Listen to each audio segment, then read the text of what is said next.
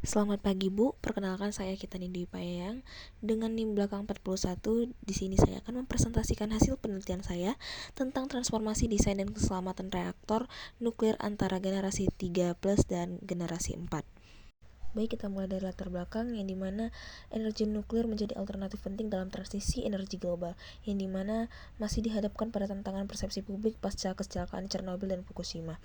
Dan generasi ketiga plus ini hadir sebagai evolusi dengan sistem keselamatan pasif, sementara generasi keempat menawarkan pendekatan revolusioner dengan keselamatan inherent. Selanjutnya, metode yang dimana penelitian ini menggunakan pendekatan studi literatur dengan tahapan yang sistematis, dimana pencariannya di database yang terpercaya seperti yang dilampirkan, dan seleksi sumbernya kriteria dari 5 tahun terakhir, dan klasifikasi literaturnya ada 3: desain reaktor, sistem keselamatan, inovasi bahan bakar. Tujuan penelitian ada 5. Ini pertama, mengidentifikasi dan membandingkan karakteristik desain dan sistem keselamatan reaktor generasi ketiga plus dan 4. Yang kedua, ada menjelaskan arah perkembangan teknologi reaktor nuklir. Yang ketiga, menganalisis pergeseran paradigma keselamatan dan passive safety pada generasi ketiga menuju inherent safety pada generasi yang keempat. Dan yang keempat, ada menilai inovasi bahan bakar yang mendukung keberlanjutan siklus bahan bakar tertutup. Yang kelima, memberikan kontribusi akademik dan praktis bagi pengembangan kebijakan energi nuklir global. Lalu kita masuk pada konsep keselamatan nuklir, yang dimana perbedaan mendasar terletak pada filosofi keselamatannya. Pada generasi ketiga itu mengandalkan sistem pasif yang bekerja tanpa intervensi eksternal, sedangkan generasi yang keempat memiliki keselamatan inherent yang melekat pada karakteristik desainnya. Selanjutnya ada perbandingan generasi, yang dimana generasi ketiga itu evolusi dari reaktor air dingin atau PWR dan BWR, yang dimana sistem keselamatan pasif dan pendinginan darurat alami dengan efisiensi thermal 33-36%, sementara yang generasi keempat menghadirkan lompatan revolusioner dengan efisiensi mencapai 40-50% dan fleksibilitas desain yang lebih baik, yang dimana inovasi bahan bakar itu molten salt, metallic fuel, uranium, thorium, dan temperatur operasinya tuh 480-1000 derajat Celcius.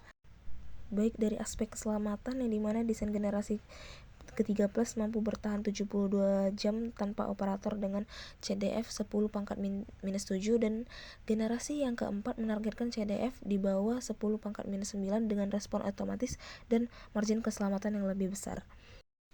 Lanjut pada inovasi bahan bakar nuklir, yang di generasi ketiga plus ini masih dominan menggunakan uranium oksida atau UO2, yang dimana inovasi tambahannya ada MOX fuel atau mix oxide yang campuran dengan U dan PU.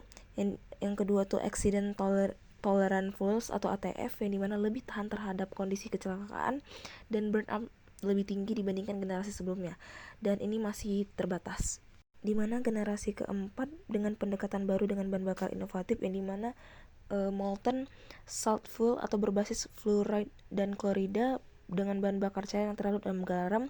Yang kedua ada metallic fuel dengan konduktivitas thermal tinggi dengan burnout ultra tinggi, yang misalnya untuk traveling wave reactor. Dan yang ketiga ada uranium atau thorium fuel, meningkatkan efisiensi dan mendukung keberlanjutan. Yang terakhir mendukung siklus bahan bakar tertutup dan daur ulang bahan bakar. Baik, selanjutnya membahas tentang tantangan dan masa depan, yang dimana tantangannya adalah komersialisasi dan regulasi masih terbatas. Yang kedua ada validasi bahan bakar inovatif seperti molten salt atau metallic fuel, yang dimana dengan adanya masalah teknis material dan fenomena thermal hidrolik. Dan yang keempat ada persepsi publik terhadap keselamatan. Dan untuk masa depan ada keselamatan inherent, yang dimana resiko kecelakaan sangat rendah dan efisiensi tinggi 40-50%.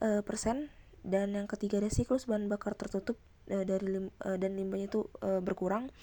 Yang keempat itu fleksibel, yang dimana listrik, hidrogen, panas, industri, dan SMR. Yang kelima itu mendukung transisi energi rendah karbon.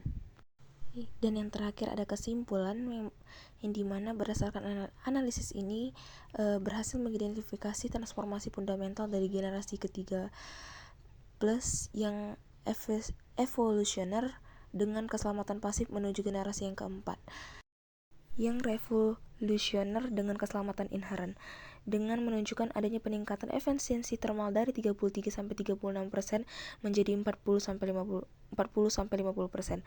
pergeseran paradigma keselamatan dengan peningkatan margin keamanan yang signifikan, serta inovasi bahan bakar melalui siklus tertutup yang mendukung keberlanjutan. Generasi keempat yang merepresentasikan masa depan energi nuklir yang inherent, aman, dan berkelanjutan, meski masih menghadapi tantangan dan implementasi teknis dan komersialisasi. Sekian dari presentasi saya, mohon maaf jika ada salah kata, dan terima kasih.